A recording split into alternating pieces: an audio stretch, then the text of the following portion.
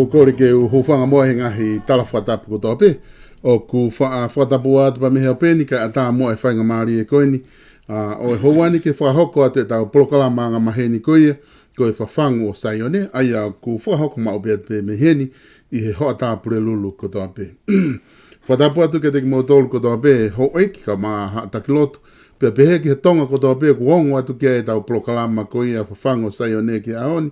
Mo whatau ange toka maari e ngahi mea kotoa pepe mi apina, lava ke mau shea tu pe tau polokalama koe ni whahoko. Ahone whako fia ke tautai lerei, ai whaifkau Salesi Vaka, pe mei sene Australia, lava ke whai, ai whatau noa ki ai ke hoko atu e tau polokalama koia, whafangu o SAIONE, tautai lerei koe pe mga hingau e kotoa pepe whahoko, mo whakata taimi ke lava ke hoko atu e tau polokalama koia, ki he wikini, hake whaifkau, whewheha ke whamiri ko ilo pe ku toi whoki mai uha ki Australiana koe ki tau ilo puka hai tūkunga te tau wau ki ai i he fu uha lahi pe he o ku mō whepaki mō ia pe ku hange ko lau mō whewheha ke ki he ahoni whaifkau malo solo pe o wongo lele ia pongo mai pe Bea oku mau toi foki peke mea tatau solo koe uha. Koe. Mau toi foki peke he uha. Bea koe mea oku ki iongo make he koe feitu tatau pe na e uruaki tō ai tā whea vai. Bea ko ono toi hoani mai pen ai feitu tatau pe. Koe. O lau, ai niko maulolo tonga ta utu ai i he nofo hotere, ko uhi kai ngā ue insiua ki motu i pare na e anga maheni ki me ai ngā ue. Pea he nai ki lave tukia a ho mau area. Kanai kai ke fulahi fe. Ka uhi foki e solo, ko ki mea whai kia toka ngā. Ko hio hange pe ko koe o ku whai e mamani he aho ni. O ku ikai ko ha palani e nia mei he otua. manatu ko o sia o e poto e tangata o whakatoe vai, ta ofi vai, mo e umea kotoa me ea. Koi. Pea, koe mea kotoa pea o ku hoko mai, me he otua, ka kuai e taimi o ku ngau e poto mo e whakawhia poto ai te walo, ke ne hanga o mui I pe molo mui wa I he natula e otua. Ka kono makehe anga e te walo, he guia no ngata anga. Ka koe otua o kui kai ai hano kamata anga, pe a kui kai hano ngata anga. Koi. Te hange koe mea ku ke lawe ki ai e solo io koe mooni ia, koe ni kua mau toe kamata ke mau toi kumi hangahi. Ne osi pe whaki whauruak tā whiapa mau ta e tokanga tukuange, aho mau ngahi su kakao. Pe moe hange koe ngahi kapakau me umea koe. Koe ni kua mau toi whakasio, he toi tō mai, ai mea tatau pe. I he feitu tatau pe, o kuiai ai tāwhia. Ko lismoa, pia me he wahe, me kolo whakamui taha o tene, pia kamata a Queensilani. Ai a ko lismoa ia. Ka ke manatu solo, ko lismoa, ko e o kutu ai ngahi whare ngā ue, ai koe o impota me ai koloa mau inga taha asleria ni, tau te fito ke kakanoi manu. Koi. Pea ko ia penia tau lo maki I. He na e ospe foi ulang ta fea na fai ki I longoa ai. Pea ku ilo beia he kakai e fonuani. Hange ko e kau tangata, kau fai fikau, kau toke tā, kau loea tonga o nau I he eria ko ni. Na fai ki longoa ai he na kai ke loto ahano rifane ngai paanga o ngai api na tae insiwa. O hi ko ngai api ko nai kai insiwa kai totonuia ke I he lao ke ngahi e insiwa. Kana e tukuange e foi paanga ke vahe a ngahi api ko ia me iai. E solo ko mea kona e whakalolo mahe na e tukuange mai ke vahe ka korismo ai na tō lahi tae mau na kai ke nau kau nau dolu ai. Pea na e kape atu e kakai I mo mea ki nau tolu ke pure anga. Pe ko hei uhinga ai ko whenga e pure anga ke tukuange mai kakai ko ia ke nau foki mai ki loto kolo. Foki ke ngahi kolo, ke ngahi kolo mua. Ko hono uhinga he nau taut nau tolu ko malo hinga mo uho honga o kai ke nau tare na toi huhu. Ko hinga nau nofo pe foki nau tolu he mahu ta whea e whonua. Pea koe foi mea ia koe o whenga pure anga nau whefusi ake ai. Fusi pure anga ke nau hiki au pito. Pea me lis moa, me wheitu uko ni. Ko hono hinga kai ata ke pure I he pure anga ia. Ai eria koe ni utu ia ai ngahi fumia. Ka koe loto e kakai I kai. He kai ke nau hiki nau tohe nai talpe nau tupu nau toluai. Moe nau kui, moe nau tamai pia he. Ko hei uhinga mea nau toe whaitutu ni anga ke nau hiki mea ai. Nari. Pea koe ni kua au mai e uha solo hange koia koe whakalanga tā noa kua ke whai mai he ta POLOKALAMA. Kua au mai to tonu ai uha. Koe ni maulotonga uha lahi au pito. Koe ta hiki koe ni o ko hiki me re volo tolu. Ka ko maunofo I he hotele koe ko Sky. Aia koe kolo tau pot, kolo pe ia hono fika tolu ki he CD. Aia ko Queen Square. Ka ko hiki me re volo tolu, ka ku le volo tahano, ka o ku funga waka ta fito e whare. Ai hotele koe ni. Ko whakamore pe ko hinga ko toto eke atu ai he ta POLOKALAMA pe kuongo le lei pe ko hi he ko hiki me he funga waka tolu I he hotele. Maoni a pito whewhikau, pia ku hange ko lau ko he mea ku na tau pehe ku osi atu e uha, ka koe na kei tāpua ki I peki mou tolu, lalo ke o atu e whainga maari e lahi a pito, ke mou hiki ke hotele, ai kakai pe taktaha kumi a wheitu o toi ki maalunga nge, ka lava ke whahoko he ngahi kautaha ngā ua ke ngahi api koini, ko hanga e he wai o tāpua ki a ke wai pia me sene a seria. E whewhikau o ku ke mua ke hoko atu e ta POLOKALAMA I he aho ni, o ku ai ki mea ko loto ke ki a whesi I peki ai, ko inga he ku mana tui na u wakai hifo ki he tohi ai toko taha koni pa koe ke sola a mere ana puloka ia ki kakai tonga tatau te fito ki he siasi a wesiriana tawa taina tonga ana ku wakai ki he tohi na ni hanga o whakahoko i he Facebooka, social media na ku kau hono share mai tohi ko ia ki he ku PSP aku ko tohi ko ni ko kakana tohi ko ni o ku na ni ngau ake ai foi lea ko ultimatum ai na ni fa hinga ia ko o se omi e o tua ki tonga e ne whakatokanga wha o si, pia kui kai ke tau tokanga ki ai, pia ko mau e tahi wā, pia moe area, pia moe uhinga ia e tau e hoko mai. Aia koe whakaukau koko hanga o mai, o kai koe kakana, koe tohi, ka koku, taim koe na ku lau ai tohi. Na o to mea diki pe foki hoko ata mai whakau, ke ngahi polokalama lahi na ta whakahoko pe me FAFANGU SAIONE, i he whakaukau koe ni ke iai pe whainga maari ke kakai ke na whakatomala o ke lahi pe whainga maari pe na e whainga hiui ke kakai ke na whakatomala whakaefuefu mo hafua aia koe ka venga ia lahi taha ia na tala noa kai whiwhine koe ni ko mau i tonga kakai tonga ia rea pau pa me komna ani te koe pe me o tua pa koe ke loi pena ke wakai hifo ki he ke tohi koe ni whakau o whena pasi ia pa mangahi polokalama koe ia ko ke whahauko e malo bito solo na ku lave i hifo ai tohi na ku lave i hifo ai tohi pia na o mai he lau maari e ma oni o ku kau ai tohi koe na i he whakahoko whekau ai FAFANGU SAIONE. Ke whakatokanga he koe lea ai mau whakaha o kui mei he kamata pe mei he tui o aluhifo ai ki he no pere hou eiki pare mia kau minista o aluai o au ki haa mea vare.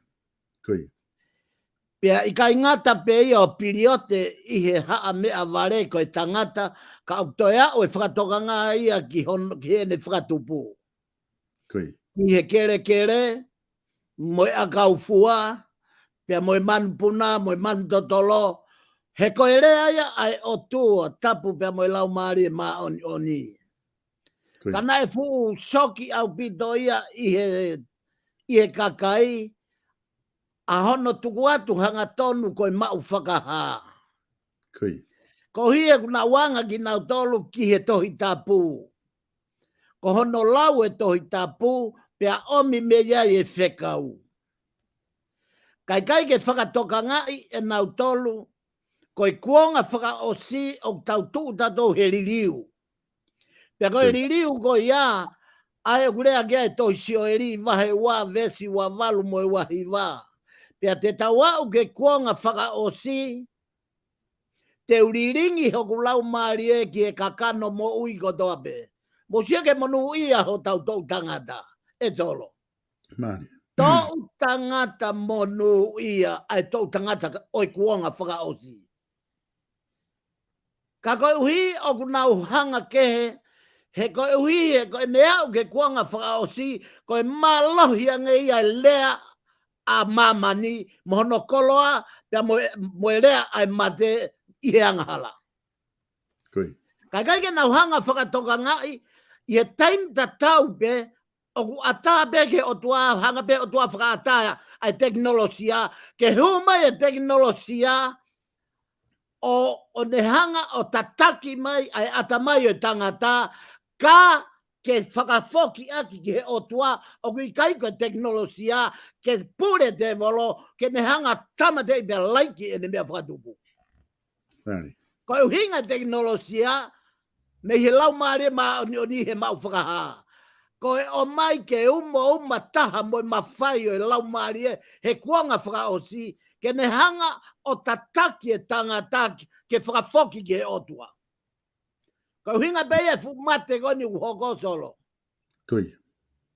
Ani ko kore koe me he ope. Tau ae tau ke tau merino moi mate.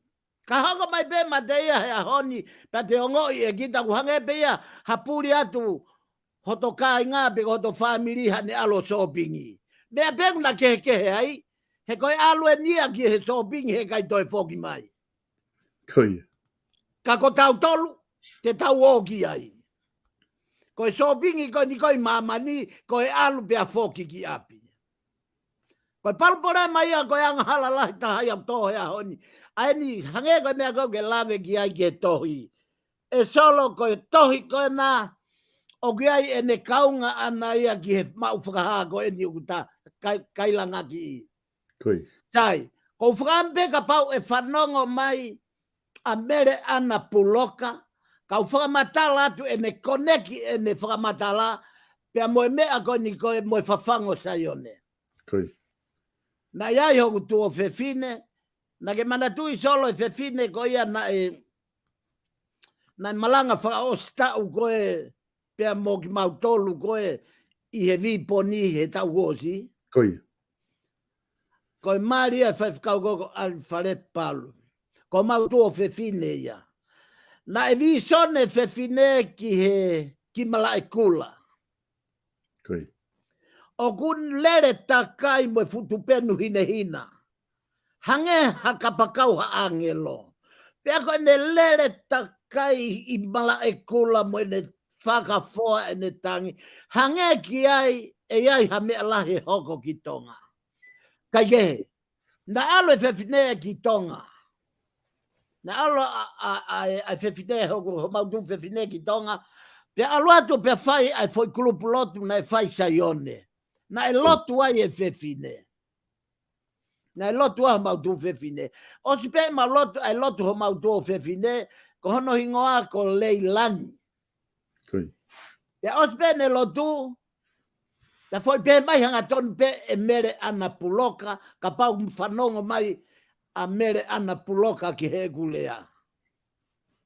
Whewhine, kou toki whanongo eni halotu pehe. Pe a kou whakaamu, ke iaha whainga maarie ke hu mai o kau, he kulupu lotu fia ai whonua. Pe a kulolo tonga me mi pai hong tu whewhine. Ko hoku tu whewhine ia, ka koe kamata anga e wiko au. Pea koe ia ene o kou lue atu ai.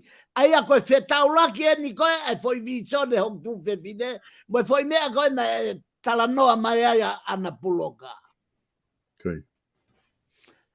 Kai kehe, solo, koe mahu inga o e whekau ke au. Pea kou whama log, ki he lau maare ma oni. I he ne hanga o mea ngau e aki ai ma oni koe na mei tonga. Ke tuu o lea, makatuunga he whakatokanga. He koe mea kona na hoko i tonga e solo. Ai pā e mo unga fi, pea moe hake ai pea ukula. Koe hopo ia ai otua pea moe tui. Tupo wono.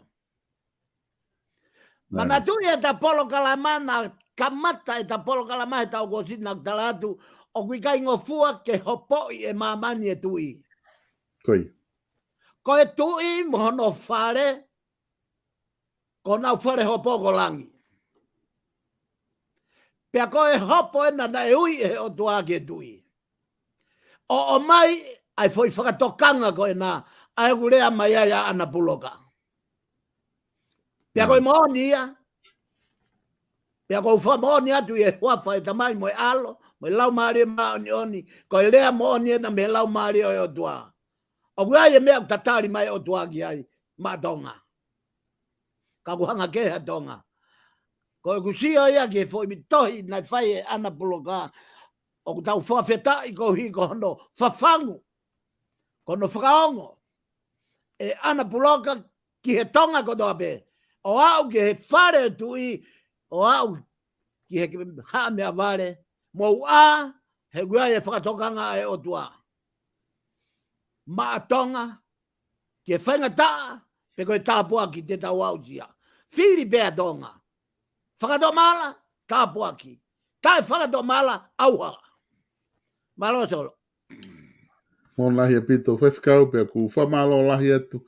Maria a pito anga e tau sio ki ngahi whihakotake ngahi mea kotoa pe kulawa ke whai ke ai e whanonga tau sio mamari e pe ki he hange koe tohi koini kuta talanoa ke. Kai ke he whaifkau ko loto ke ta ko ilo pe koe ahoni au i he polokalama foki o e wike ko o si na au ke tuunga na ke whakaha mai he polokalama ko ia ku rea lau maari e ke te koe ke whakaha ai visone i he ahoni ai te ta ko loto ke ta alu ke he visone ko ia ko ngā he os mahina pe ke kakai ia hange ko tohi ko ni kuta talanoa o ko whahoko e mere ana poloka os mahina le pe ke kakai e tu kunga ko ia i he nau mui ko ia ai whafango SAIONE. E whakau te u whoket ke te koe ko ngā ke ta hikiki he visone ko ia na ke whaha mai he wiko o si te ta whanonga i he ahoni. Malo solo. Pea te kai ke o os whakata e lau maria ke u toa mai ai whekau ko eni me aha o ua taha o siulai o e taha hiva walu. Na e omi ai whekau ko eni e solo. Pea koe whekau ko eni o ko tomua whakata tāpe pea me polokalama ko ia FAFANGU SAIONE. Koe polokalama, koe whekau ko eni ia ki he motua pe ko eni o whakahoha atu. Nai kai koe uhinga o e whekau koe ni maa e whonua, pe koe kakaitonga, koe uhinga e whekau koe ni, koe fo iui eni na e uhinga i hono whakafoki mai au. E solo koe ku mamata o ku ave au ki he wani o taki mamatai. Pe au sio ai ke fo i mate anga e tolu. O kou sio ke koe mate taha, koe mate anga e taha koe kolosi. Hange whakailonga riunga. Pea koe whai mate anga e taha, koe fu pou hanga tonu pe ta e iaha a kau kolosi. Pea koe mate anga e taha koe kolosi aena i peki ai a kalaisi. Pea koe ku sio kono ave au ke taki mamatai. Mana tu i solo koe talanoa tueni ai kakano kei mo ui kei manawa. Pea kono ave koe whaunga koe nai ave koe puha mate nai ave ai au. Pea koe kai mana tui koe ave ai kakai mo ui o tu o hange ha angelo. I kai koe ia solo. Koe ave nia ki he vani he puha mate. Pea koe usio ko tokoto he puha mate. Ka koe mea koe ke lere he puha mate o kuoma nge he lere ai loketi. Whanai ha misaeli o kuoma nge lere ia ai puha mate koe na kuhekai. Taim nau pe ko tau atu ki he vani. Pea koe tau atu o ko hu atu ke whare. Ka peti kulo kula, whakafono koula ka toa ngai turiki. Ka kia ha mama i ai. Ka wakai kia te pire, o whariki aki konga tupeni kulo kula. Pe koe awhia te pire o kulo kula, ko hono vae o te pire koe koula. Pe au tau tu mai e foi toko ou ai. Ko toa matau koe tangata eiki ku vai. Pea ko toa hema koe talavou koe tama ke iangi talavou. O te kai ke umamata au hataha talavou pehe. Talo e kutupu. Kau sio ko na ulu, koe mamaya o mama ki koe ai loki. O kui kai ke koha mea hange koe mea koe ni o tui ho ta ulu. Ke ai o tui o whakapipiki ki ho ta te ringa ke whai ai ta tala noa. Ka koe mea ia koe ni o tu mawahe pe ia, o ku hange pe ia fo i laini hine hina, o ku mawahe ia me o na ulu, ka ko hono hue log mama ai loki. Ya koe mama koe ia koe mama au pito ange ia iha toi mama. Hine hina ange ia iha toi mama i mama. Pa koe ku lue atu, o hanga tonu atu o tuu i loto hona waha a. Pea koe toko taha koe to o hema, koe ana e rea mai ka te au. Koe rea koe ni na kai koe rea whakapālangi, pe rea whakaalamea, pe rea whakahepelu, koe rea whakatonga eni. Pea koe ne rea nai pe he sareti. Hei kai te ke huu koe ki he wani. Te ke toi foki koe ki mamani. Hali. E koe tiki te koe na e tā ke hopo i aki koe. Te kai ke oso ngā ue au i mamani. He koe tiki te na e tā aki koe, ko whatongi ake alo tauhi kau whainga tāia. Hali. Solo ko sio, toi riwa ke wholau foki mai. Ia taimika na foki mai a io sio hifo, sio lere hifo ko hoku sino kakano koe ni.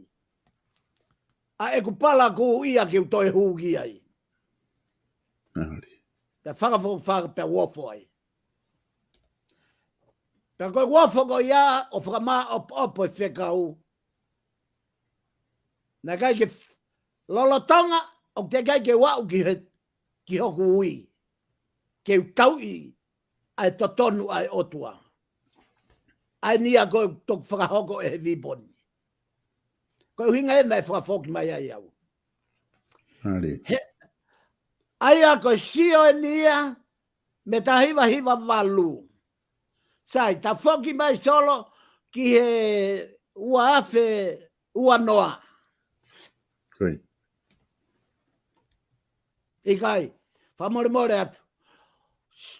Ta foki mai ki siulai o e ua afe taha hiva. Koi. Koe aho ua ono, koe aho potua pure lulu o ko wha manako mau peke sio ke ngahi malanga o whai he tangata uri koia me Afrika ko Afrokau.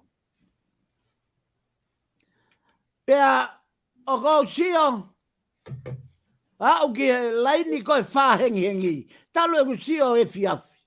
He tōtoko pehe o sio pehe ne ngahi. O se ne malanga pe lere ne ngahi lotu hufia. Pea ko mohe pehe sio, ko tōtoko pehe sio ai. Au e wha hengi. Taime Australia. O kurea mai masi i me Afrika. O ne pehe. O sia ne whakamou e whewhine India. Pea hiki mai rewa ki Australiani. O mai ne fo i palofisai ai ke ongo mea ova. Ke ongo mea fisi. E mau homo pepa. E mai na taha mei heni. O si pe fo i palofisai go ia. Pea ko ere aina Afrokau. O kua e fai whekau. I Australia. Koi. Tau en ova he tau e hongo fulu tup. Mei ua fulu. E ne whenga ke mo ui e ne ministry. Mo i kai peke mo ui. Fulahi e whanga tevolo. Hanga he tevolo loka e tafa aki ko toa pe e whenga. Ka koe whenga lahi mo ne whewhikau ke awa e ne ministry. Pe koe rea ne Afrokau. Pe koe whewhikau ko ia. I e weekend ni pe koe ni. Te ulotu atu.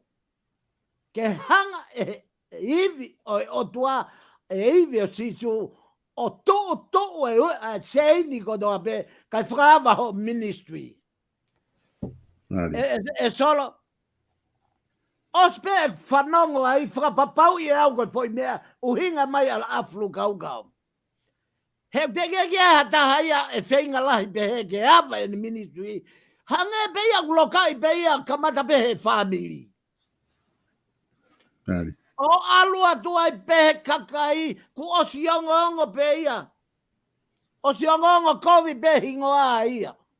Kono uhinga pe na talanoa ka koe na kai ke utui au ke alholo e toka terine ngai siasi. Sai, ka ngata ai na ita mai e whaka ai siasi ka taua. Hali. Ka kata hoko ate foi mea. Koi. Ospe koe ne lotu, pia ne toi pehe mai. I he weekend koe ni. Te whakataho ministry ki mamani. Sa pate pe koe ia pe au kamata rewa fotu uai o kamata pe koe polokalama lotu ufia. O lere polokalama lotu ufia i he fiat sa pate ko toa pe. Ospe mahina taha mea i huu e malanga i he taha. He tau mai au toi malanga whaifekau ko au pe. Me he sa pate ko toa pe. He kai whake sa ia kaka ia ke nau huu mai. Sai, Ko ne lere ko ia solo. Nani. Ya ospe me ai foi time si. Ya e ke ire va ki Nusila. Haletio mo Polokalama ke hugi ai. He ko wango ia o siava mat pa ia i tokoni na fai afrokau. Nani. O songo ia o si kamata ke foki mai e ivi a goe o foi viso ne mo foi fekau. Ta goe foi tad pe go ia. Ya goe fai fikau go ia na tau whakamawai he tau go si. Ko ia na ne whakahu atu au ka koe. I homo maheni. Ko anga ai fo mai ai wi. E solo. Ai a goe foi whakafoki au me he mani. Tala mai ke hoa o tau. Nake mandui na e taki Polokalama nau tau na whaka na e ui au koe tangata tau. Koi. Koe fo i rea ia na e whai mi he wani. Hei kai te ke huki he wani. Ke i fie mau pe ko ke foki mamani alo tau. Alo tau i ke. Kai ke. Koe fo i viso ne ia. Na tok tohi mai mau ke oseni mai na taha ai tohi maa lu kau. O tala monu o whakamonu ia mai ke ministry. Nani. Ka koe foi viso ne ia koe i hono ui koe ni koe kamata anga i hono whalot lahi au ke tuu he ahoni o lea ki he pure anga moi kakai moi whonua moi pure anga.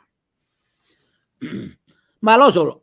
Mari la pito fai ka malo pito ko tui ko tahaina ha viso ne mahu inga au pito a neongo hange ko o famatala o ku ikai uhinga viso ne ko ni ki he kakai pe uhinga ke to eta ko viso ne pe ni na e whakapatonu pe ke te koe pe mono whakafoki mai koe ke foki mai o tau pe ko tui ko whainga usia ia o ku mahino o pito i he Polokalama ko ni ta whahoko o ku whainga usia pe o ku ke tala noa mau pe ki ai visone ba mono ui ko e lau mari e ke whahoko e whekau. Hange whako ia whekau na ta tala noa ki ai i he ngahi mea kua tala ulawa o mamata ki ai i he ahoni a ngahi pōpō ki koe ni hange na taki i tala noa ki he kamata e Polokalama mea mele ana poloka i he ui koe ni ke whai e whakai fuefu mo whai e whakatomala. Ko ngā fo he kutau kei hanga noa pe toko lahi ia o whakaukau ko mea kotoa pe ku lelei pe ku ngau lelei pe mea kotoa. Au ku mamata whiko ki he tohi koe ni pau whakahoa mai ki ngahi visone mo ngahi tala noa ku ke whai. O ku mahino lelei pe ka te au ia ai whetu ko ku whai ke whanonga pe mo ngahi iui koe ni ko whahoko.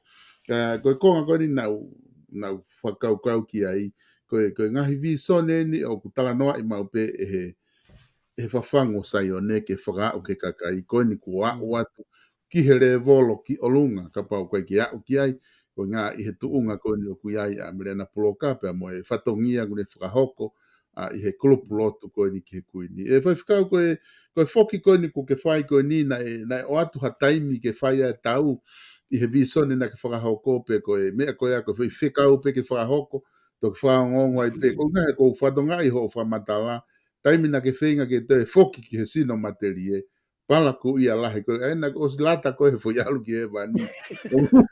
Na kai peke te pe mau koe ke te whoki mai, o hu he sino koe ni o tau ngā ue aki maa wani. Solo koe me taha ia he lau maari mo oni, ai mea ku ke lave ki ai. Pea, koe tau o pe, o koe ai whoke tau rea tonga pe, koe tau forward pe he tui au, pe tau tui au ai pe. Pea koe te, nai saiange pea ke oa te alu kita o whakaari mai ha whanua, whakaofo ofa pe he whau. Sai, kau ki lawe ke mea koe, hange koe mea koe ke whakalawe tā noa ke, ai pe nai tuku mai ha taimi. E solo nai kai tuku mai ha taimi. Ka koe mahino koe ka te au o mori pe lawa e puna ke lawa moritoni Kristiane tu o tau. Pea koe tau koe ia, koe tau pe toki to'o pe ai pā pe moe toi tapu he aho e mate. He aho e mate. Koe uhinga ni e solo o kui kai ke umana wahe ai ke mate, he ne osi alu au i he hala e mate. Pea e hoko e kurea, ko lea ai au sia. Pea o totonu ke o ngoi rewa e he tangata, ta au kuei whahinga mate ia kuifo, pea kuei e mate ia koe mate tai fie mate. Koi. Pea tā koe hala o e mate, pea koe mea maaria ta hasolo. He koe mate ko toa pe o tau whai e whoirea koe ni koe popo aki ki ai. Mo atu ki he vani o tala atu ki he kui ko mea mo e tamai. Ma uofa atu. Pea o sean ko ia, pea kai ke tau ile tatola hala whanonga e tangata ko ia ne mate, pe o kuau e whengau ki he vani pe kuau lia moia ki heri. Koi. E solo, koe lahiange ta polokalama, koe ne mamange ia hala whanonga ki whai toka. Koi. Pea te tau ongo i rewa, ta koe hala kua papa, na tau rea aki kau kai uhinga ka tau tolu. Ta koe hala ke te teu i kita i mamani, ke te lava whakangofua kita, whakamau totono e otua, ke whakawa mai e keiti koe nā. Ke te huai. He koe keiti o kuua, hange e peko ta polokalama koe, ngai wike mai koe, na tatala no ai ke kingdom o hevani, kingdom o mamani, mo kingdom o heri. Koi. Na tatala no ai. Kana ta lave malohi ai, ko mamani ko kingdom of earth, ko kingdom ko o mamani, aku ikai ke iai hato api o tai. Koi. Ko e hiki te niti be. O whai ki he vani, pe ko ene whai ki heri. Ko e api mauia. Api a koe o whai kia langa. Ko mamani ko no imisi, ko e tau nofo heni, o langa ki he pureanga pe ua. O kuke langa ki he vani, pe kuke langa ki heri. Ko e maria anga ia mamani o e pureanga koe ni. Kai ke he fok solo, ko e taimi, ko e kari no beki ho fehu i.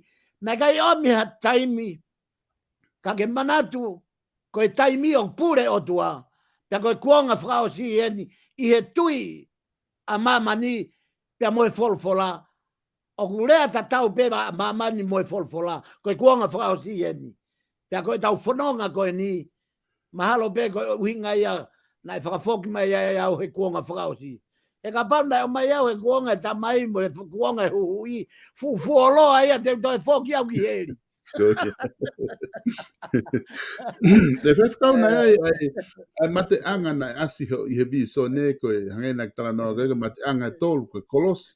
Koe fupou pea koe kia ha kolosi pea moe kolosi ko kalai si. Koe hae ne uhinga i he ne whelawe i pea moe vi so ni koe ni koe ke tala noa ki ai. Ia, koe ngahi mate anga eni na e ngawe aki he pureanga loma. Koe. Ngawe aki he mawhai o sisa. Koe foi mate anga koe ni e tolu. O ke mana tuia porikapi he historia. Koe. Na e whakapongia he kolosi foi pamu pe taha. Aia ko hono whakamofia pe ko hono ngawe aki koe foi pamu e taha tu ia he loto fonise afi. Koe.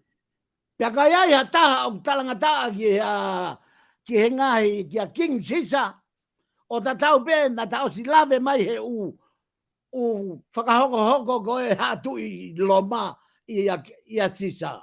O au mai ka agostusi ko e Sisa ia si kuonga sisu. Koe. Ta koe uhinga ia. Koe uhinga ai kolosi kona koe na pekia ia sisu. Koe kolosi koe tau tea whakamuimui taha ia. Koe na whanga ave hia matea o tau pia tuki whao nima moi vae. Kono i ngā ke mate o whakahai ki mamani. Koe hia au, koe toho au, koe tāmate au. Ke sio ai whonua, ke sio ai Israeli ki ai. Koe hinga ia, na ave, na nau whakaukau ke ave sisu o tuki. O tuki he kolosi koe na pekia ai, ke whakahai ki mamani, koe hia matea koe tangata fie o tua. Koe whoha so sifa, o ene whae ko mere, ka kuolea fie o tua, pia kune whae ngahi ngaue ai o tua, koe whakamui mahaki. Pea ko polikapi, nai mate mofia, ia fu pamu pe kai foni se atu he lot foni. Tafo e afi, whakamangia i o pekia. Pea koe kolosi, aina iai, ai tautea koe nai whaigia, ke foi toko tolu koe i Babylone, ai toko tolu koe nai li, me sake apten ko mea. Aia, ko hono fetolo aki o e afi, ke tafu e fufoni se ke riunga fitu, hono vela, pe toki laku rewa tangata tamatei, mo whakapongi ai, mo whakamofi ai. Ko foi tautea e tolu ko ia, o talanoa ki ai tohi tapu. Ko e uhinga e nei ave au whakaari ari ke foi mate anga koe ni. Ko e mate mofia, ko e mate koe i he kolosi, ko e hono tutu, pe mo e mate he whakamaa. Ko e mate ngarivare na whaiga sisu. Ka ke sio ke maari e. O atu e na dole maa o ni o tau he fu. Wa kau ai kauanga hala. Te hanga ai e se iwi o e otua ia. O ni liu e fu wa kau kolosi ko e pore anga. Pea mo lewa hiwa e kaureka. Ko e kolosi ko tau pore anga. Ko hi ko e pipiki ai e mafia e otua.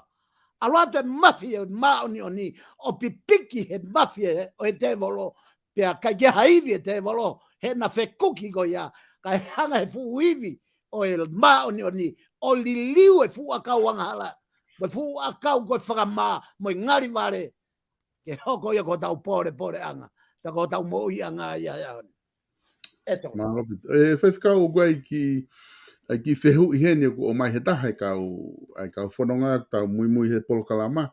Pe te uhanga pe o tuku ati e whai peha ki a whamatala ki ai. Koe whehu i koe ni ka taki e lava ki eke ange ke tangata e whai whekau. Koe ha uhinga o e wholofola koe ai o tua ke kainga lo ma. Wahe ni ma vestaha hiva. Ai aku nane tau kouti wha osi mai ene whamatala pe moe sione wahe uruaki vestaha fitu. Aia ko fu ivesi e ua oku hanga e tokotaha ko ni e luane o mai ko loma wahe nima vestaha hiwa pe emosione wahe uaki vestaha fitu. Mea panga pe fai whikau koe kia haku tohi tapu e ofi mai e te au ke ulahu atu ai rea. Ka te tuku a teka te koe. Kai sai me ka orewa kau ki sio ki ai. Iyo, kau ngaka ke ki wakai begi he Loma wahe nima vestaha hiwa. Loma wahe hiwa. Nima vestaha hiwa. Pea koe tohire waho no wā ko sione wahe ulaki vestaha hiwa. Ka te ulaki sia peka loma ke unga ki ta kamata mai ai. Ta kamata ya loma Loma wahe fia. Wahe nima vestaha hiwa. Loma wahe nima vestaha hiwa. Koe. Loma wahe nima vestaha hiwa. Vestaha hiwa ya loma wahe nima. He hange na e whakahalaiai ai tokolahi ko e mea i he talangataa ai tokotaha. Talangataa ai tangata ai tokotaha. Pe he foki e whakatonu hiai ai tokolahi ko e mea i he talangofua ai tokotaha. E solo. Nari. Ko tohi lo maa foki ko tohi toka te rine ia. Ko mea ia ke ilo e kau lau folfola. Ko ngai malanga o whai e paula ko e toho hanga ton me toka te rine. Sai. O kuhinga foi vesi ko e nā. Ko hi ko e tau halaia bea mea iwi mo adama. O tau hinga ko toa ai pea oku osina muanga hala pe tangata ia mea iwi. Tau osina mwhea waki pe tato mea iwi mo adama. Ko e tangata ia, ko e uraki adama ia. Uraki adama ko atama. Pea tupu me he ne tō i he ngutu o iwi, pea hinga iwi he ngutu e ngata, pea koia o kuawe ai foi tau te a hiri whaki e tumu aki o atama he koia e uraki tangata. Pea koe foi anga hala koia. Talu e tau Pui ang he mo e ope. Kau ngau e ake lea whakata he lau maari e. Talu e tau namu kume iai. Toki hanga e hoko mai a sisu kalaisi. Toki whanau i mai a tama hono wago sisu kalaisi. O ne hanga tamatei a e wheri haa mo e namu kugo ia. Ka e talu ai o tau mate ko toa peia a tama, pe tau moui ko toa peia sisu kalaisi. Pe koe a honi, kua tau osi i moui ia sisu kalaisi. Os whai ho tau whakatau a taina i. Ka, ko ho whai anga hala, vete, he taimbeko ia. Hei kai koe fo anga hala, o kai, ko hana uhi ngana, he mahino kau e lau maari o e whehu i, ku omi he lau maari e ka teau. O ku omi he lau maari e ka teau, ko e lau maari e whehu i, o ku hinga toko taha koe nā, tō kua ko tau osi mo ui ia sisu kalasi, ko ia solo e. Koi. Ko toi ai ke tau lot whakatomala, mo lot whakaifuefu koe, koe hāno uhinga. Ka ke sio ai ke mabaha koe, ai mea, o whakakau i he tangata mo mea kua mahe lau maari e. Kua tau osi mau e mo ui, o mau o lahi au pito. Kai hoko e tau whai anga hala, hoko e tau whai anga hala, ke osi pe e tau whai anga hala, o, nā pekia a kalaisia ko whakataua taina. O, nā pekia a kalaisia ko whakataua taina. I ho anga hala vetereva. Ta ke whoki ki e foi tāpua ki. Mo e foi monu ia, aina ku hinga ki a toiloma. Uhinga ki a paula. Me meri mahino pe. Mahino o pito e whamatara ko ke o mai whaifkau. Aia koe tohe taha ko sione bahe uruaki vesta fitu. Ko mawe na kuna family pe o ngotohi e ku unga kotilo ua mai ai. Sione bahe uruaki vesta fitu. Sione bahe uruaki vesta fitu. Fitu. Kaya katak be whaifkau hono o ate whanki vesi. Ka kotu mahana ko konga peni i he polokalama ku lapu ke whamahino ere whanki vesi koe nuku au mahe kakai ke whai ke hasio. Iyo, ko sione wahe uruaki vesi taha fitu. Koe. He na e fau ai lao ia Mosese. Ko e mea tuku mai.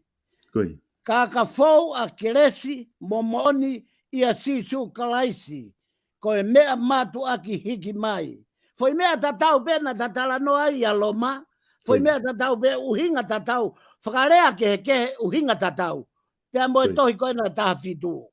Whanongo, he na e fau ai lao ia Mosese. Koe lao na e fau mai ia i hono whakahahe o tua he maunga sai nai pia mau i pia toi whakamanatu hewe i he maunga horebi. Ia koe lao ai o tua na ane whakahahe ki a Mosese. Pia hangarewa e Mosese whakahahe mai kak tau tolu. Koe ne tu ia koe vesi. Koe. He na e fau mai ai lao ia Mosese. Sio koe fau mai. O kai koe lao a Mosese. Ka koe lao ai o tua na e fau mai ia Mosese. Ka pau nei kai a Mosese, he kai ke tau whanongo ke lao. Ka pau nei kai a Mosese, he kai ke tau moui a ke lao. Sai, hoko atu e foi whehu i. Ka koe mea tuku mai. Sio, koe lao o ia koe mea tuku mai. He nai kai ke hanga tonu me o tua ka au. Pe nai kai hanga tonu ke mo tua whehu i koe nā. Ka nai fau mai a Mosese o fau mai ai ene whehu i he toi tapu. Pe hau ai o tamau e taua. Fau mai a Paula. Hanga e Paula whakahoko mai ki mga mani. Ai lao a Mosese. Ka koe lao ia ai o tua na e tala ka Mosese. Sai, hoko atu e whawia. Ka fau ai kere si mo e mooni a sisu kalaisi o matua ki hiki mai. Ko e mooni mo e kere si ko sisu kalaisi toko taha pe o kune mau e mea ofa ko ia. Pea ko e mea ofa ko ia e fau ia sisu kalaisi tene mau e kere si mo e mooni. Whakatoka ngai ang e solo. Ai lahi ai mea koe kā i he pure anga. Ai kaiha a. Ai te awa ki. Ai traks. Ai ngai mea kona tatala noa ki ai. Ko he uhinga mea ku mau tangi be he ai. ai tangata. Koe tari e na kua mai e paula i he tohi. E o mai e sione i he gospeli. Ko hana uhinga. Hala he keres. Hala he mooni. Ko e mooni ko kalaisi. Ko kalaisi. Sai. E anga fe e tau maua kalaisi. Whanau i whau. Whakatau mala. Ai ni ko o kuuki he polokalama. Ko ho kau whaiang hala e whanua. Whau he whakatau mala. Pea whakai fofi pea kore whakamori ke o tua. Kai hanga he o tua o whakamaa ai anga hala ko ia. Pea whau mai rewa i mooni mo i keresi. Pea te toki rea aki. O tau lotu tato e funga hau lahi ai o tua tolo. Koi. O tau lotu atu ki tau tolu kai si tua e o tua ia. Tohi ai sea vahe uluaki. Lau e foi vahe kakato. Aua te mau hiva mai me SAIONE o kai ki fie whanongo atu. Pe aua na mau hik fei lau mai. He kou hanga ke. Ko e mea kou hau ai. Ko e hiki ho mou ofa pea mei he otua. Pea ko e foi vea si ia whanongo. He na e fau mai ai lau ia mo sese ko e mea tuku mai.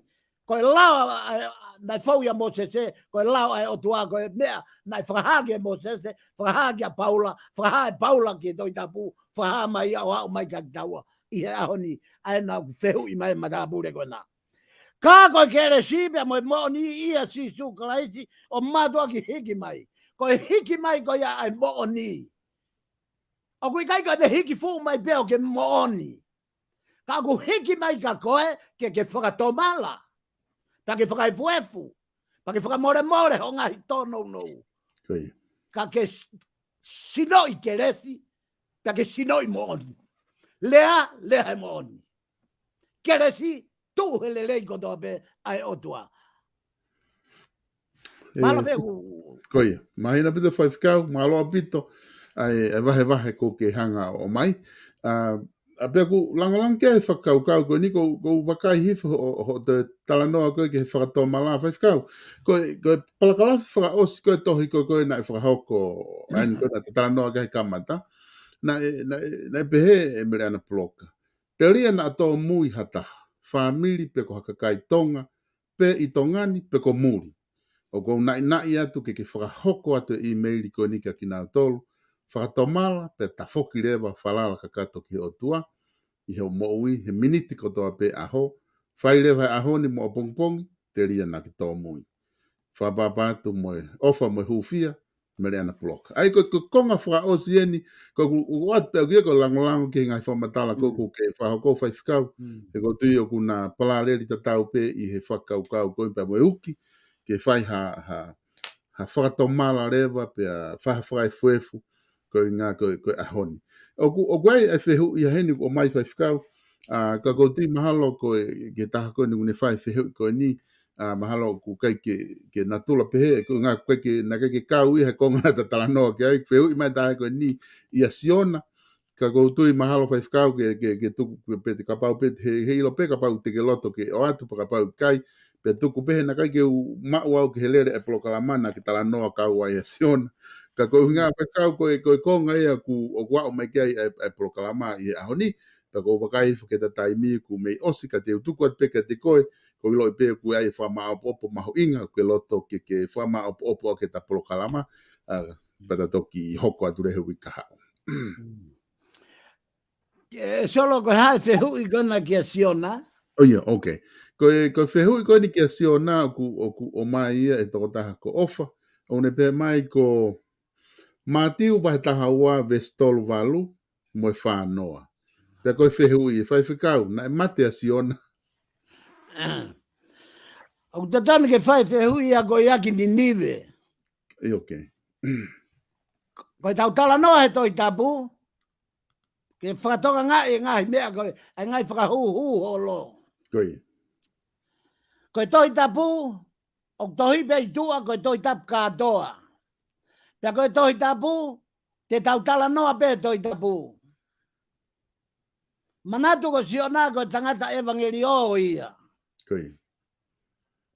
Pea ke manatu i ka pau o kia i hano historia. E mau ia i kau, e ke ia ke kau toke tā toi tapu o o ako whakahistoria ai doi tapu. Ko e tala mea ai lau maare maa oni o kui kai ke fuke i te he. Koi. He kuwawanga ho tau ki ata mai fie poto, ki he mea au tala he lau maare maa oni. Ko e mea au tala noa e toi tapuka nini ki a siona. Ko e hao a siona, ko e hao a ninive, i e whakao e whekau i a siona. Mea au tala noa e toi tapuka. Pe au fie mau e tala noa whakalau maari e mau whakaha, nofo pe he e ria. He kui kai ke iai, ka pauna e o mai e mau whakaha, o e ke whakatotolo pe hei, e tala he lau maari e mea kona kurea mai ai. Ka ke whakatonga e me hu mai, ai whehu i. Ko foi mea whakaata mai ia, foi mea whakateolosia ia, o kou tala noa au he malae, o e whakalau maari e. Na iti ke uhinga ke. Sai, ko uhinga tu e solo i he mea koni whekau aki pia mo e tala noa koni kia mere ana puloka. Koi. Oku osi i whakamahino pe solo. Ka pau oku movete whonua. Mahino au bito. Tonu pe ai tohi ia. Pia whakapoto pe tohi ia e whai whekau e toge tā. He tau mai ak tau i tonga katoa. Koi. Ko e toto i tonga kotoa pe e whia. He anga hala whakawhonua. Kua lockdown ya mamani. E te volo. E solo o kou kei rea pe au. Ko umea kotoa hoko i mamani he kuonga whakaosi. Ko kau fie o tua. Kau whakawheka kei ke o tua. Nari. Pea tuange pe ke tafe pe. Ai ongo ia o Lucia mo Ukraine mo Fefua. Ongo o Amerika. Ongo o Pitania. Ongo Tonga. Mo i palpare ma Tonga. Tu pe ke tafe. Whakata pe ho toi ke tafe. Ka te ko taimi ko e whakama o popoi he o tua. E toki mahino ai. Ta kui kai pure te volo. I he mamani o he o tua. Ko e o tua au pure. Ko e hinga ia ko fie mau ai koe ke whakamahino ke kakai. Ko e hala nau taha ki he moui fie marie nonga me he whaingataa koe ni. Ko e whakatomala. Tau whakatomala pe tau tarimoni a sisu ke moui. Pe tukuanga sisu tamdei ki tau tolu. Ke hawa sisu o whai tutuuni. Hawa sisu o pui. Hawa sisu o lea. Hawa sisu o malanga. Ko e hape ha mea o ke whai. O au ke business. Ko e taimi ko mate ai hoto ki ta. Ka e tukuange ke taki ki ta sisu. Ka ke te ke toi lava ki ta tānaki. Ai tāpuaki. O ku mau me he te business. Ko hana uhinga. He tuaki e sisu. Ai mea ko tope. Pe kai ngata ai. Ko mea ko ku hinga ki ai. Ki e whakatomala. Mana tu i solo. Na kulawe i hifo he polokalama. A hono toi o hake koina mate soa laini. Ai ki tamasi koina ko senturi. Pake whakatonga ngai.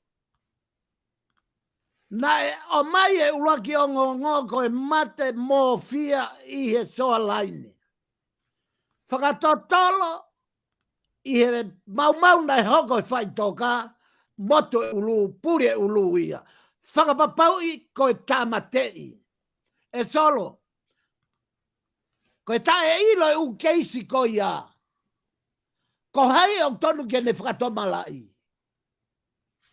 Ko hei ne o tonu ke whakatomala i hene tūse ulo ki ta hina koina e li i he vai buke. Whewhe o ta koina na sipi aki here pelu peho no wala whakata mono kakano i utui koi wawau. Whewhenga i tā mate koina koe o ku hoko. Ko hai tene hanga o whakatomala i. Whonua. Solo ku ke au ke uinga. Nari. He nai tuku ki langi a koe moau. Peka pau ta tonu hia. Fia lahe o tua. Lolo fia lau marie. He ta kau hono pou i. Ai mo ui ke whakatafe mai ke whonua. E hinga ia ko peha tuai. Ko whainga tae kua ngā whakau si he. I tohi e mo si vahe wā vesi o no e solo. Nari. Ko whakamao popo e ta polokalama he ahoni nau to'o me iai. Nau to'o me e mo si vahe ua vesi o no. Ka ke whanongo kau hanga lau i atu. Kau hanga lau i atu a e mo si. Ko hui ke mama lelei e mea kou ta uhinga ki ai. Vahe ua, te koe vesi. Veso no, whanonga solo. Koe wholwhala ene siova. He ku tolu pe a yang hala a isleri. Pe o ku whaa. He kai te toi lolou. Tala mai he kai toi lolou. Kai ke toi whamore o tuaia. Ko isleri koe tai pe ia tonga. Ko tonga, ko bebe tonga, isleri. He ko isleri pe mo tonga mamani. I mamani. Nā e piki apu he o tua ke whakatai pia i hono pure anga. Ko e pure a tua ki hono kakai. Isleri pe mo tonga. Taka pau pe he kai te ke isleri, pa ke tonga. Taka tala noa e wholwhola ki isleri, mahinu ka ko e rea e toi tapu ki tonga. Sai, whanonga kau hanga o atu. He o ku tolu pe o ku wha pe anga hala isleri pe o ku wha. E kai te toi lolou. Kai ke toi whakamore, ko uhinga ia. He nau whakatau e whai totonu, ko uhi, ko hoi sube. Sia whai ulaki mea ia solo. Fo ianga hala ena kune kawa tonga. Ko no whakatau paanga kau whai totonu. Solo. Nari. Ko uhinga ia kua whai kau whai whekau. Miho nau tuunga ngā wei malanga e kōsperi. He kua os whakatau ki nau toria ake paanga. Ko e uhinga ia ku tō ai peha para o fitau lea. O vare pe whakalongolongo. Ko e uhinga ne whakalongolongo he kua os tatongi paanga. Ko e nau tala mai he wholwhola. O ku whakatau paanga e whai totonu. Ko e toa moni pe solo, Nari. Tene tare masi wā. Ka e ui hono aho whaka o siki. Kene whanonga ke mo i taingata. Ko e toa moni. Pe ko e hinga iau tarea pe ai. Ua. Ko ngahi anga hala ini nai tō o i tonga he ahoni. Tō taku. Pe a tō whariki ake whunga i whonua. Ko e nau hanga kākai. Ai masi wā. Ko hipe ko ki hoa isu. E solo ko fukuanga whakawhetongi paanga mo whakawhetongi koloa whakaofofa ko ni. O ku hange nia ko kuanga ko o Captain Cookie hene ulaki aluangi ki tonga. Hiki atu e motua tonga e fukato ufi ka e mai foi fao. Kai to e kehe mo e ahoni. Mo e pureanga tonga he ahoni. Wharearea tonga he ahoni. Whakatau ake masiva ake ki hoa isu. Ke ate, peka pata koe hoa isu, peka ave lo ua. Ave pe ki hoa e taha, ai ai ve kehe. Sia ke hanga hala, he huhu mai hanga hala e kau poto. O whakapoto i mai hanga, ai whai hanga hala mo e kaka. Ka ku a au he toi tabu. Ai kakano mo e uho e nau kaka. Sai, ua ia tolu. Tala mai, nau hanga pani aki ai kau tu tamaki. Nau hanga pani aki ki nau tolo e lea tai mo ni mo e kaka mo e te awaki. Sia laltonga e nau nofo he tu tamaki. Laltonga e nau nofo e masiva. Ka nau to hanga pani aki. Aki nau tolo aki ngahi hanga hala ke. Ko hika i mga tuu ngai hanau mo ui nau tolo. I mamani. Ko hanga hala e tahana e tō ai. Ko ta whakamao popat beno o se beta polokalama solo. Ko yang hala tahana e toi. Kalamai ko kuanga. Ko mea koku hoko i tonga ko o seaua tonga kia hea honi. O fefine pe taha ki tamai mo ki tamai pe mo foha. Ko tamai mo foha i fefine pe ta. Solo. Ko e anga hala ko ia o ku whakamala ia. Ka hakura tonga. Ka pau ko whakata trucks. Ko o siaua tonga ke whainga whakamala ia ko ia. Ko tangata tatau pe foha. Fefine tatau pe i tamai pe mo foha. Talai he toi tabu. E mos. Ko ku au atu ene ngahi mea. Lea mai lau mari mauni ni. Katoa ngahi mea ko ni he toi e mosi. Whao katoa e tonga yao ni. Ko e ta. Ko e foi. Yanga hala whakaririfu taha. O kuau ki ai. Teke hanga whakatonga ai. A en. Pea oku nau tokoto whakaloloa i he ngahi kofu tarifaki. I he tawhaake e ori tā. Pea nau inu ai waine. Ko e kau moua i he whare o nau otua. Ko e kau takilo tu ena. Tuunga ena kia e kau takilo tu. Ko e nau tokoto whakaloloa pe. I he ori tāta e whai e nau ngāwe. Ka koe hi. Ko nau langi pe ko e ngai fu kofu pātoho toho. Ngai fu kofu ko e o ku ilo i ai ho nau mawhai mo nau ngeia. A au katoa e mos. Ka koe ile maari e solo. Ai ui o e mosi. Ui ene he taimina e tu maari e ia Israeli. Ila e kau tu maari e mo e kau ama saia ko e taula eiki ia ko e tui. Taimeno se lopo ame. Ila e kau tu maari e solo. Whare kehe pe. O si langa pe nau whare ke momoko. Langa pe nau whare ke mawhana. Hau pe whai tau momoko. Na wogo nau whare koe mawhana. Hau pe ke whai tau mawhana. Na wogo nau whare whakamongomoka. Hanga nge o sio ange ke mea utala. A au he lau maari e. O ku hoko ia tonga hea hon. Fefe kau minista. Ma kehe ange ho nau ngai fufare. Fefe. Ai fai fe kau koia kui ko toke tā po hiva tu yondoa. Ko ke mea to sio hono fufare. Mohono matatahi. Mohono teu. Ko ni wo whakamatala he toi tabu. O kai ke ta whakamatala he tau mea toi historia. O ke toi whananga.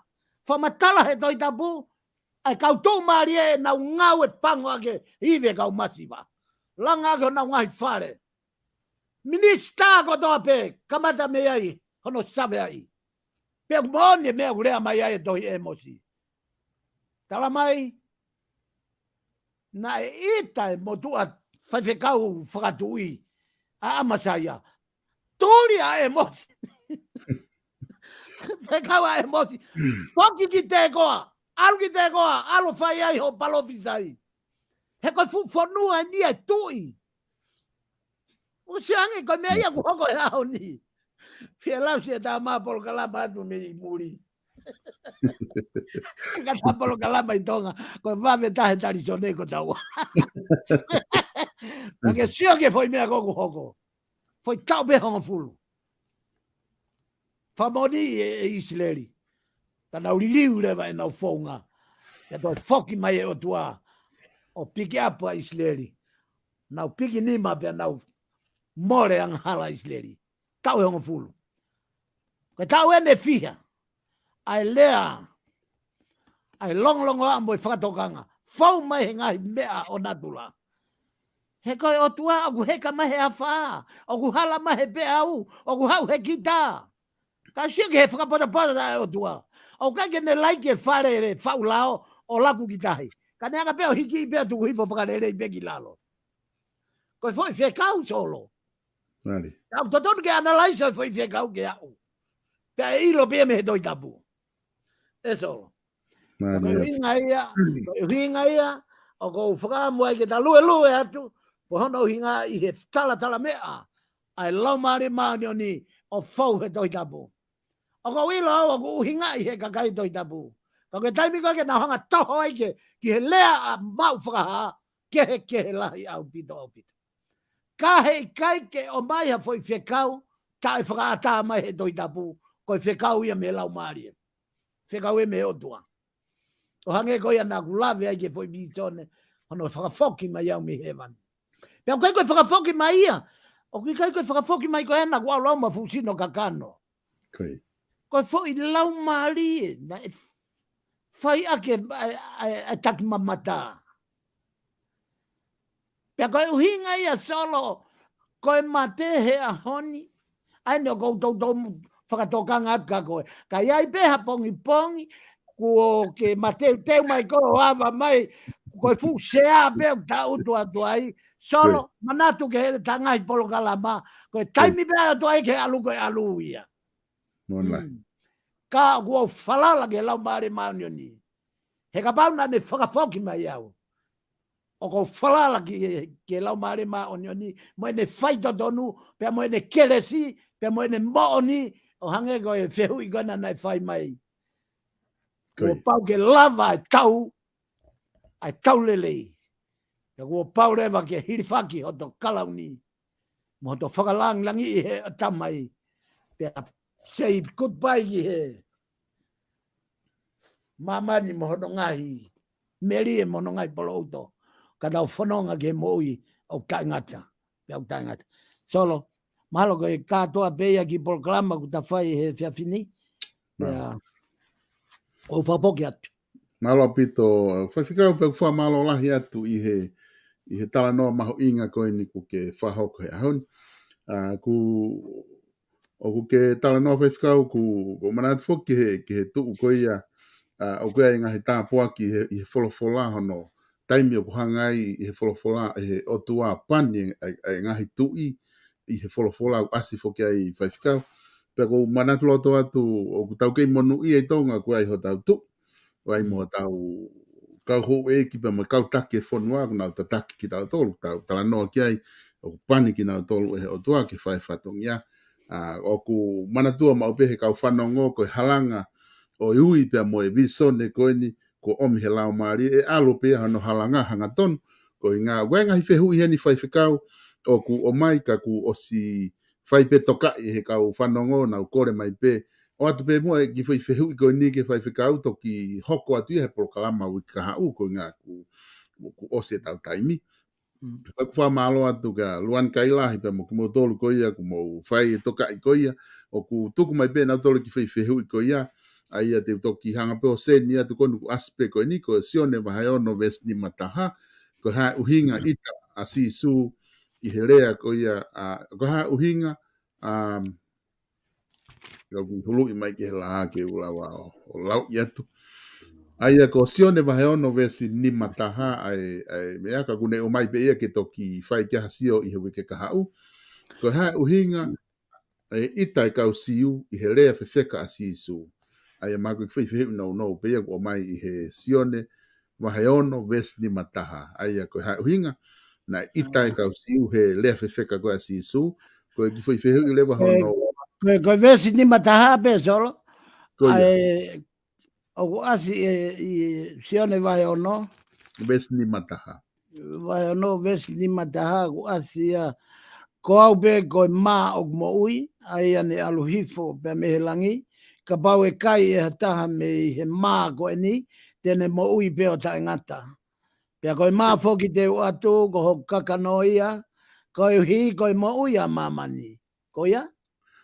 E ko vesi pe ko asi mai ko ne fe ui ka ko tu mahana ko hala vesi ko o mai ai ko ne whakau kau ana ia ko i he whakau kau ko ia ko hana itai ka siu he taimi na e lea whewheka ia si su mahala e wholofola ka e sai pe tuku pe ai ko ngā ka toki au pe ki ai ku te hanga pe e luani kai lahi o te whakatontonu mai pe ne vesi pe ko e vesi totonu ia o ku maktu ngai ne whehu i whewhekau ko e whehu i pe kaha ia ko e mosi wahe tolu vesi fitu.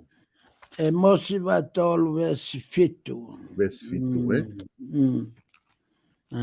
Aia ku o mai hanga tonu. Ia.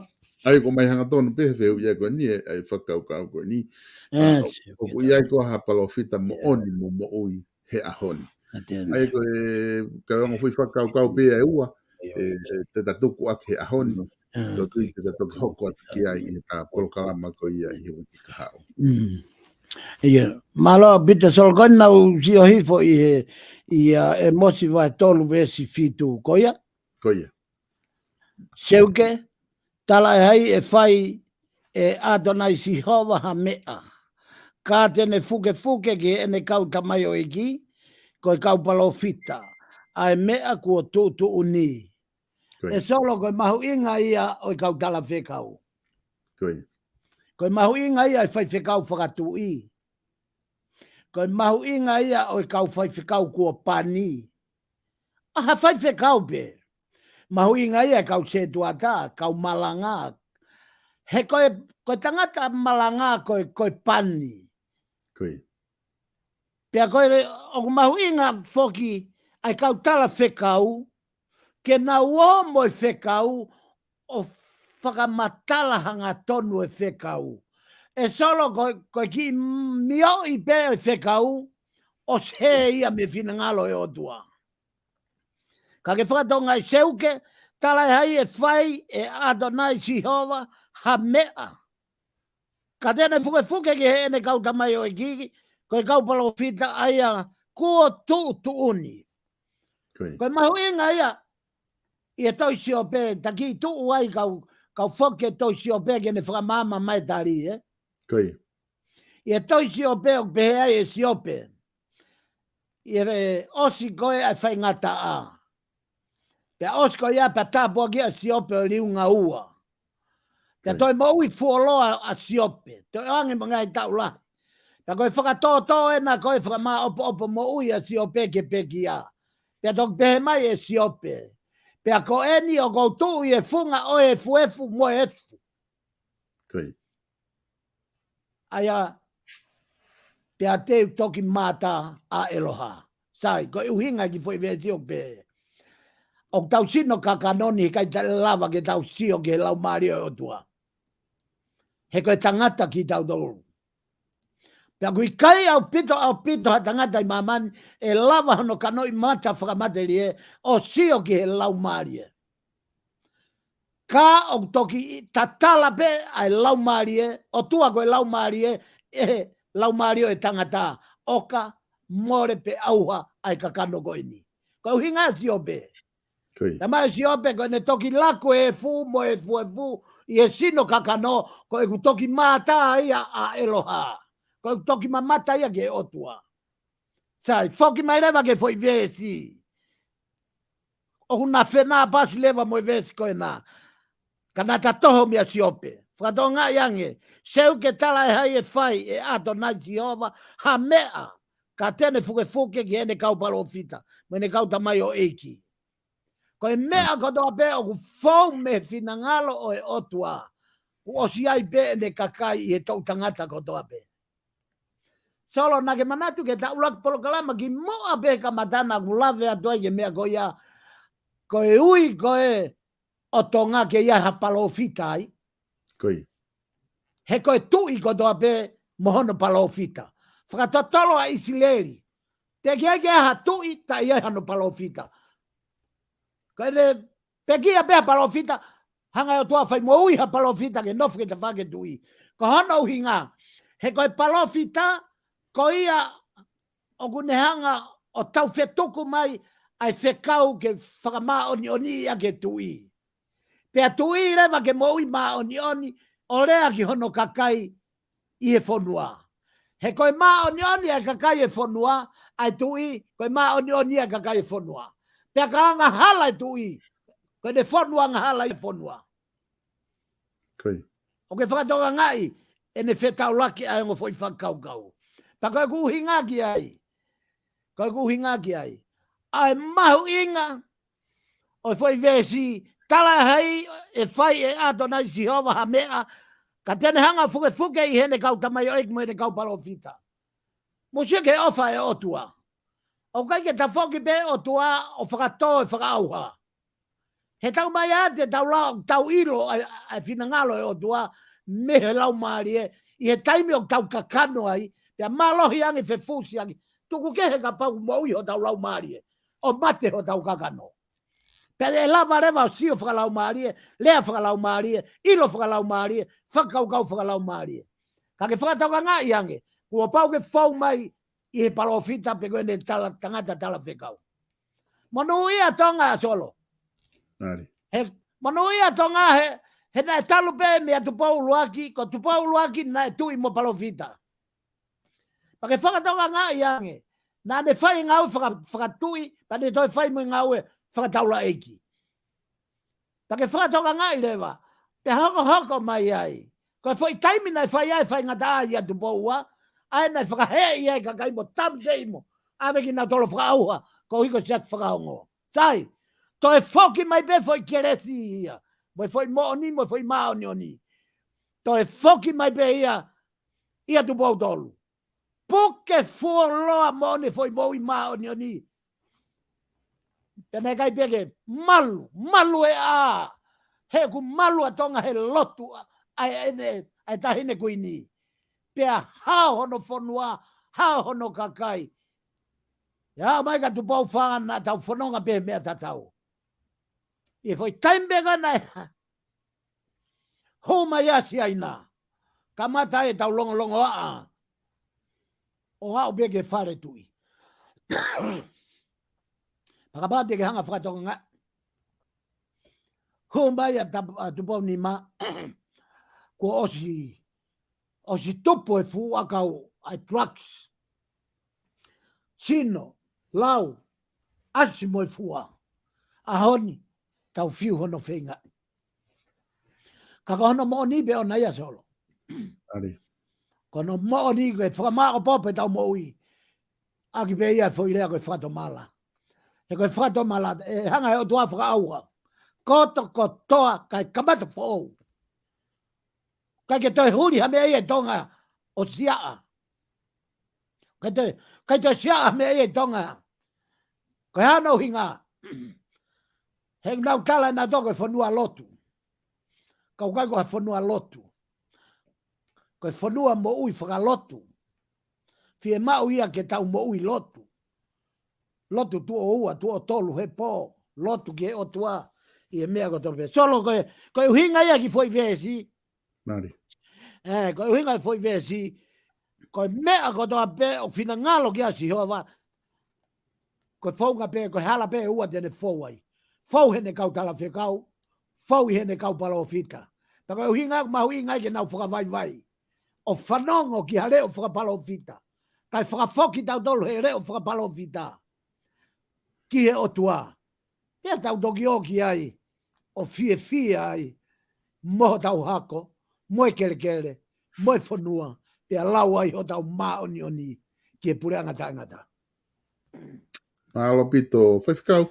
Te ku whamalo lahi atu i he hoke i loto ke whahoko i ngahi tāri koe ni pia mo e whakatala noa ko ia i he polokalama FAFANGU e SAIONE he ahoni. Whamalo lahi atu i ka inga ke mo mui mai pia mo kau mai i he polokalama. Te whakawhi atu ki mo dolu ki he taimtatau pe wiki ka hau te ma te whoki mai mo whaiwhikau. Salesi Vaka ke whakahoko atu le tau polokalama ko ia FAFANGU SAIONE ka mo mea. Malo whaiwhikau.